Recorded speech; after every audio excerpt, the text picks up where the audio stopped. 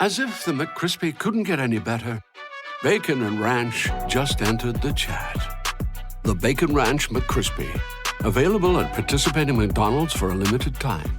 Ba-da-ba-ba-ba.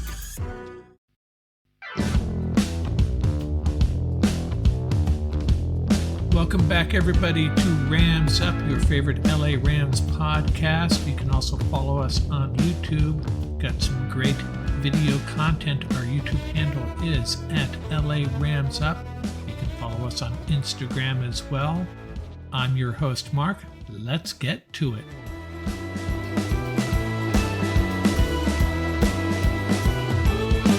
Welcome back, Ram fans. Episode 174. What do we got for you this episode? We have our post-free agency, at least post first couple of weeks of free agency.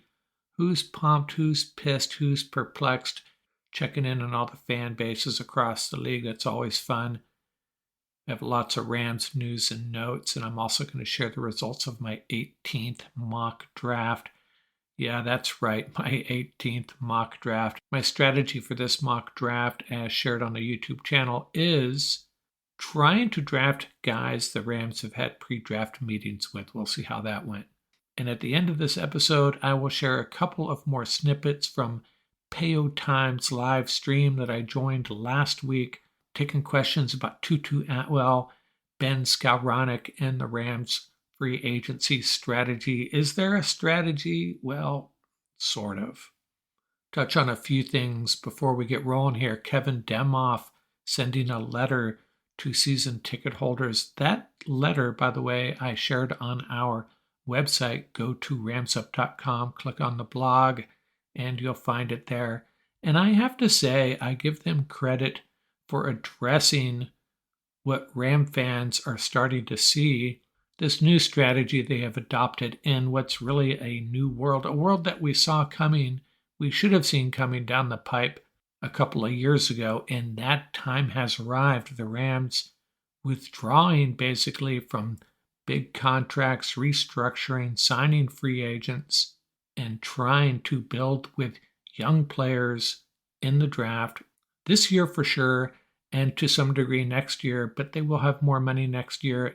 They'll probably make a run at more free agents next season. I would certainly hope so. But Demoff kind of echoing what I think is becoming more and more evident. They have to go with this new strategy to get things straightened out in their house cap-wise, but also saying, hey, we fully expect to compete for a playoff spot this year. Now, if the Rams were resigned to going 5-12 again, would they come out and say that? No, of course not. But still, I think Demoff is being honest. That's kind of how I feel about this team. We have to go about it completely differently this year, but we still think we're going to have a good enough team with the core players we have to be relevant and potentially earn a playoff spot. And I agree with that. So kudos to Demoff for at least addressing it. They kind of had no choice. So much negative commentary swirling around this team. Rams leadership finally deciding that, hey, we just need to address this head on publicly with our fans. And by the way, not only do I have Demoff's letter on our website, I also have a list of the prospects the Rams have met with prior to the draft, so you can check that out again. Go to ramsup.com and click on the blog. Some Rams player news. Jacob Harris will not be back with the Rams next year. 4th round draft pick. He was drafted on his athletic ability. He was always banged up though. Thought he might be a good red zone target, but it just never happened for Harris. David Edwards signs with the Bills, so we're down to 2 Wisconsin offensive linemen, Bruss and Havenstein. There's a chance we will draft one now, and we'll be back up to 3 Wisconsin offensive linemen. Bobby Wagner signs with the Seahawks, 1-year contract. Kind of saw that coming. Let's talk mock drafts real briefly here. Chad Reuter of NFL.com posted his 4-round mock draft. He had the Rams drafting an edge rusher with that first pick. Isaiah Foskey out of Notre Dame. Remember, he's the one that went to Concord de La Salle, the high school football powerhouse in Northern California. But he had the Rams making that pick after trading with the Seahawks. Seahawks moving up 1 spot to draft Keon White and the Rams drafting Isaiah Foskey. I assume he had the Rams picking up a later pick, but I wouldn't see the Rams trading with the Seahawks at that spot. In those 2 third-round picks, he had the Rams taking cornerback Julius Brents out of Kansas State. Big, talented cornerback. I like that pick.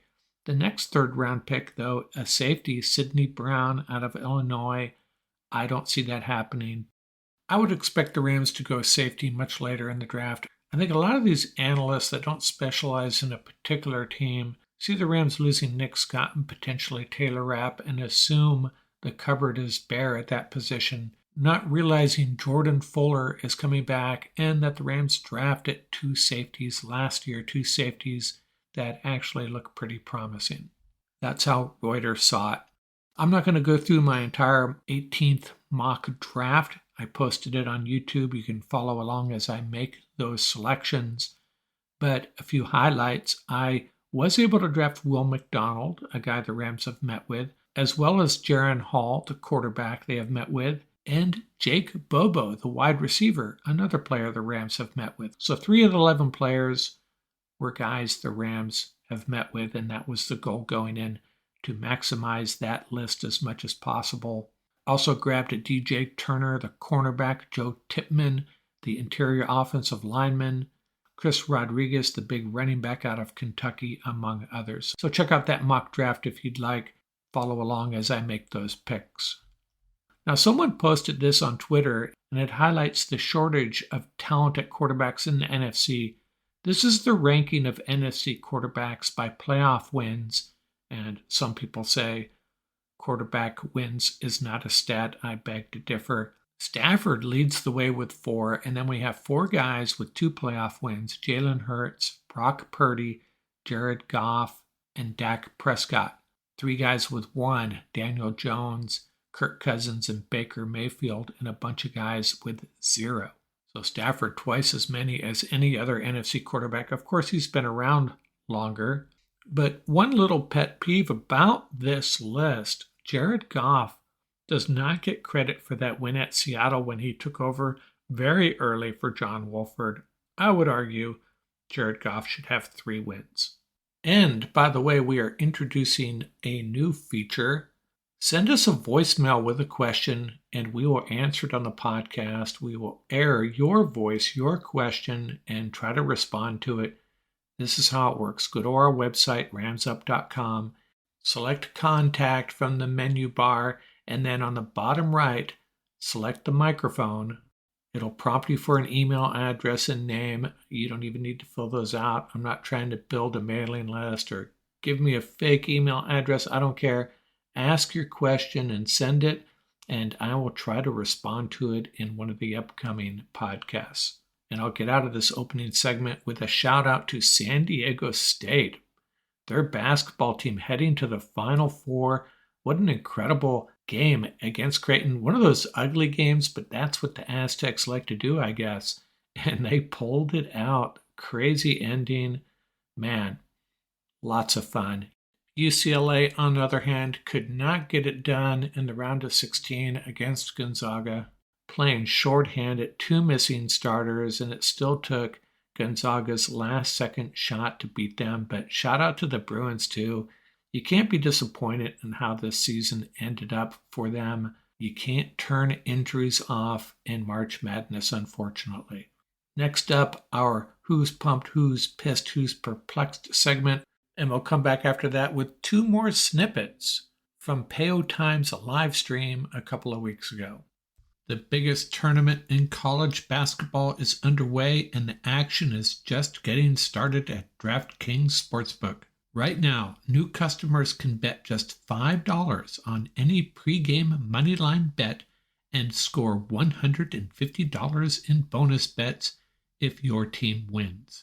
DraftKings will be featuring parlays and odds boost all tournament long. Still riding with UCLA Amari Bailey. Getting it done. He is the Bruins' ace in the hole, and I love the way San Diego State plays defense. Both these teams play really good defense, pulling for them to advance, and that's where I'm putting my money too. Download the DraftKings Sportsbook app now and sign up with code TPPN. Right now, new customers can bet $500 on any pregame moneyline bet and get $150 in bonus bets if your team wins. Only at DraftKings Sportsbook with code TPPN. Minimum age and eligibility restrictions apply. See show notes for details.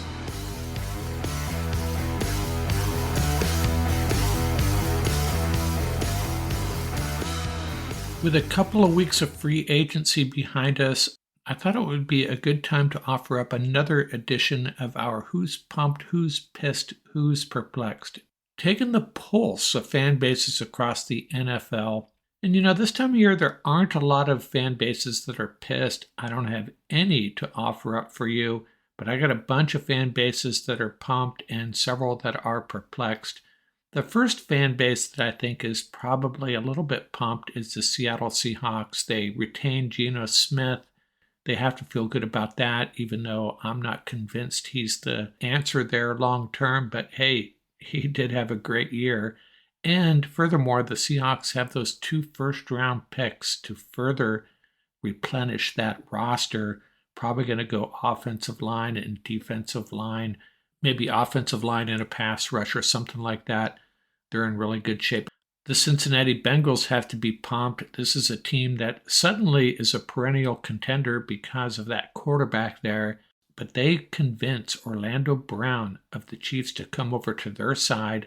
Those are 2 of the top teams in the AFC, and the Bengals now have perhaps the best left tackle in the game. So Bengals fans have to feel good about that. And the Carolina Panther fan base, they're thrilled just having that first pick, the quarterback of their choice. I'm starting to think it's going to be C.J. Stroud. But hey, anytime you have the first pick in the draft and you need a quarterback, your fan base is going to be pumped. They're probably a little bit worried that their leadership is going to blow it like so many teams do. But for now, they are pumped. The Jets fan base has to be pumped. They bring on Mecole Hardman and Alan Lazard and probably Aaron Rodgers. They seem to be stacking this wide receiver group to Aaron Rodgers' liking, and I think it's only a matter of time that happens. The Dolphins fan base is pumped. They're a pretty darn good team, and now they add Jalen Ramsey. Yeah, they got to be stoked. And the Dallas Cowboys fan base, it doesn't take much for them to get pumped. They're always pumped. They could be 2-15. And the Cowboy fan base thinks they're going to the Super Bowl. But bringing on Brandon Cooks, that's a big addition for them, so they're pumped about that. And the Buffalo Bills fan base has to be pumped just for the sole reason of keeping Jordan Poyer, the safety. He's a key player on that defense. This Bills team has disappointed since that Thursday night win over the Rams. They needed to keep Poyer. And probably the most pumped fan base of all, the Detroit Lions fan base. Suddenly, or really not so suddenly, this has been building. The Detroit Lions are the favorite to win that division, and they should be. They came into free agency with one really big need, and that was a secondary, and they added Cameron Sutton, a really good cornerback, and Emmanuel Mosley, who's a bit of a risk. He's coming back from an ACL surgery. And then they add one of the better safeties in the league, C.J. Gardner-Johnson from the Eagles. The Lions are on the right track. With Jared Goff at quarterback, yes, it's true. They are the favorite to win this division. I don't know who's going to beat them. Lions are looking awfully strong. Now, the Lions lost Jamal Williams, a very good running back, to the Saints, but they also added David Montgomery, who I've always liked. Now let's jump over to the perplexed fan bases. I'm going to start with the Rams fan base. Now, Kevin Demoff's letter aside, I think Rams fans are still really perplexed. At least a lot of them are really confused. We really should be starting to have some clarity here what this Rams team is doing. The question is, how competitive are they going to be? What is this roster going to look like? I saw the Rams 29th in the power rankings right now. And my first thought was, well, that's silly. But if you look at what their defense looks like today, this morning, it's not a pretty picture. But that's going to change. We're going to add 3 or 4 potential starters on defense in the draft. At least I hope we do. or through late free agency after June 1st. So the Rams are one of the more difficult teams to assess right now because their roster is in the process of being turned over on the defensive side especially. And we don't know what it's going to look like come September, but we do know it's going to have number 99 in the middle there, Aaron Donald. So we have to be happy with that. That's a good building block, isn't it? But nonetheless, Rams Nation, at least a good segment of it right now, is thoroughly perplexed. And I was going to put the Niners in the pumped category, adding Javon Hargrave. That's a big addition. But that quarterback situation, and then we hear that they reached out to Ben Roethlisberger late in the year to come on board. How do the Niners really feel about their quarterbacks, even Brock Purdy? NFL teams have a book on Brock Purdy now and have an offseason to prepare for a 49er offense ran by Brock Purdy. So there has to be a little bit of concern in the Niners front office about their quarterback situation still, and that's got to trickle down to the fan base. The rest of these perplexed fan bases, it directly relates to their quarterback. The Green Bay Packers perplexed about being led by Jordan Love. I mean, they've had two quarterbacks for like a century, Brett Favre and Aaron Rodgers, and now Jordan Love, is he up to the task? They have to be a little concerned. The Baltimore Ravens, the Lamar Jackson saga. Jackson has been the face of that Ravens offense for years, and those two better get it together. Ravens fans have to be hoping that these two come to terms and Lamar Jackson comes back to the Ravens a happy quarterback and a well-paid quarterback. A little bit of consternation among Ravens fans, I'm sure. And New Orleans Saints fans, are they pumped to have Derek Carr as their new quarterback? I kind of doubt it. I think they're more in the perplexed camp. There's something about Derek Carr. I think he's a really talented quarterback, but I just don't think he's the guy to get it done long-term or in the playoffs. Just don't see it. Super talented, but there's something not quite right about a team led by Derek Carr, and that's just my opinion. Derek Carr back there leading my team would not give me a lot of confidence in my team's ability to win in the playoffs. They might get there. It's a weak division, but don't see much happening beyond that for the New Orleans Saints, and I think Saints fans probably realize that. They may be a little bit in denial, haven't talked to any Saints fans. Maybe they're thrilled about having Derek Carr around, but I'm going to have to reach out to some Saints fans and find out how they do feel about that. The Tampa Bay Buccaneers fan base, how would you feel about going from Tom Brady to Baker Mayfield? And again, I really appreciated what Baker Mayfield did for the Rams last year. I think Baker Mayfield has the potential to be the best backup quarterback in the NFL, but I don't think he's the answer. I think Bucs fans and Bucs leadership realize he's not the answer, but they had to grab a quarterback to carry them over 1 year, and that's going to be Baker Mayfield. I assume he'll win that starting job anyways. But Tampa Bay Buccaneer fans probably feel they're moving into a new age, a post-Tom Brady age. Are they a playoff team? I mean, they still got a really good defense, and they still have Mike Evans and some weapons, but I don't know. I think they're on the downswing.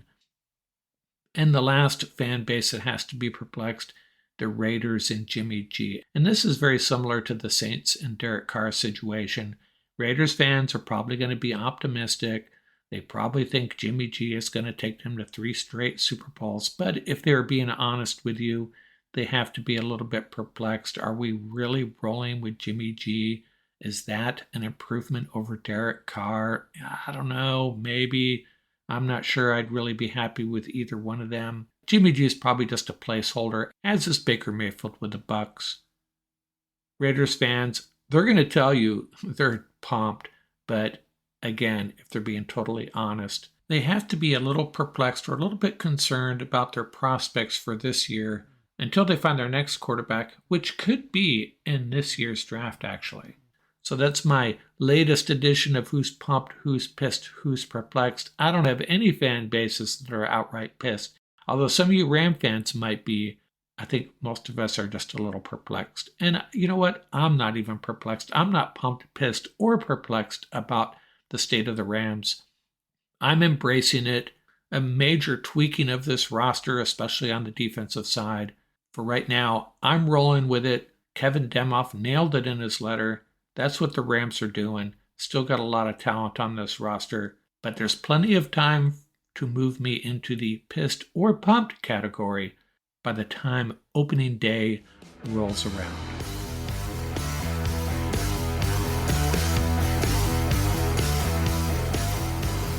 Let's wrap things up with a couple more snippets from Payo Time's live stream, taking questions about Tutu Atwell, Ben Skoranek, and kind of an open-ended question about free agency as it pertains to the Rams. I would love to know your thoughts on our two wide receivers that are going into their third year now. Ben Skoranek, who we drafted in the 7th round, and Tutu Atwell, who we drafted in the 2nd round. Now, I am on record saying when in Ben Skoranek's rookie year, I was really uncomfortable whenever we threw him the ball. I know he had one really big 4th down conversion catch against the Ravens, but even throughout the playoffs, there wasn't many times where I was like, "Oh, make sure to get Skoranek involved." Yeah. However, that sentence has never been said.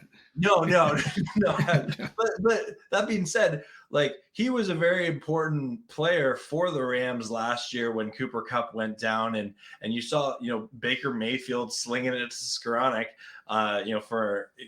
to down there, and Van Jefferson catches the touchdown to win the game. But and we'll talk about the Rams wide receiving core as a whole, but could we start off, what are your thoughts on Tutu and Skoranek? Well, Tutu, obviously he was overdrafted at this point. We can say that he was drafted too high. Hindsight's 2020. Yeah. Everybody wanted Creed Humphrey, and in hindsight, yeah, the Rams blew it there. That being said, I kind of, I don't know what goes on the practice fields and in the study halls that they have, but it's really frustrating that they didn't really even give Tutu a shot, hardly, right? Very few snaps, very few targets. It started to pick up last year, and maybe something's going on that we don't know about. Maybe they weren't comfortable with him learning the playbook. Who knows? But once he started getting some targets on a regular basis, it looked like, hey, this is the type of guy that, that's what the Rams have needed. I think someone that can stretch the field a little bit. Everybody's just stuffing our running game. They have no concern about, our passing game, especially last year with the offensive line issues. And that the offensive line problems we had last year changes everything, right? You can't bang the Rams on not throwing the deep ball when, Stafford has, 1.5 seconds to get rid of it. So, yeah. But back to Tutu, I still am hopeful. Again, I'm the eternal optimist. I just hope they do a better job of getting him involved. And he's a guy that can't really help in the blocking game from the wide receiver position. So that hurts his cause. But, he was overdrafted, but I still think he, can be an impactful player. Skoranek is, I think, some people overlook maybe is his contributions in other facets, special teams and blocking. But, if he's your 5th wide receiver, I'm okay with that. He's getting better. I think he obviously made it, his hands are getting better. He had some drops early on, but I don't know. If he's your 5th guy, I'm comfortable with that. You can always, is there room for improvement? Sure. Could we find a 5th or 6th round wide receiver that might take his job? Possibly, but we'll see. Well, and it's interesting. I wouldn't be a Rams content creator if we're talking about Rams wide receivers. And I didn't mention, I'm really curious to see what happens with Lance McCutcheon year 2. I mean, we saw a little bit of the hype last preseason. We didn't see, I think he only had 2 catches in the year, I think. Yeah.